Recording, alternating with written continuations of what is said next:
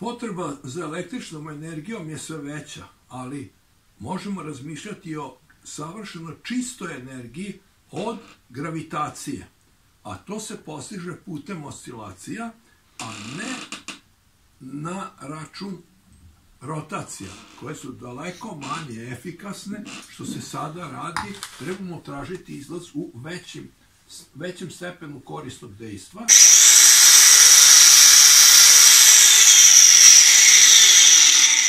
Evo vidimo šta su rotacije, iako je bilo 11.000 obrtaja u minuti, a ovo radi dalje. Radi dalje usred gravitacije.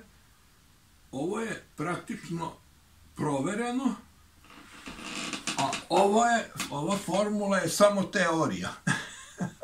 Nju možemo prihvatiti ili ne, ali merenja su potvrdila da izgleda i ta formula ispravna. Međutim,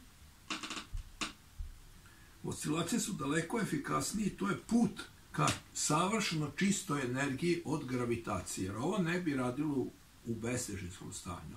Znači, radi upravo zbog gravitacije i elastičnosti. To se jako dobro uklopilo i dokazalo putem brojnih merenja. Tako da bi se zadovoljile sve veće energetske potrebe, posebno za veliki broj računara koji se sad u budućnosti spremaju za nove tehnologije.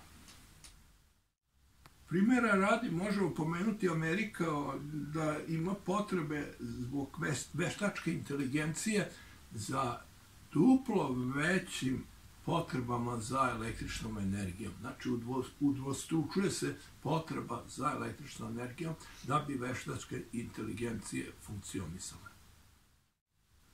Na osnovu iskustva sa oscilacijama došlo se do jednog daleko boljeg rešenja, ali to je za sad mala tajna, nećemo otkrivati, pošto su takva pravila igre kod izrade patenta, ne sme se ništa unapred pre patentne prijave objaviti. Znači, ima patentibilno rešenje koje je prihvatljivije od ovih dosadašnjih uređaja.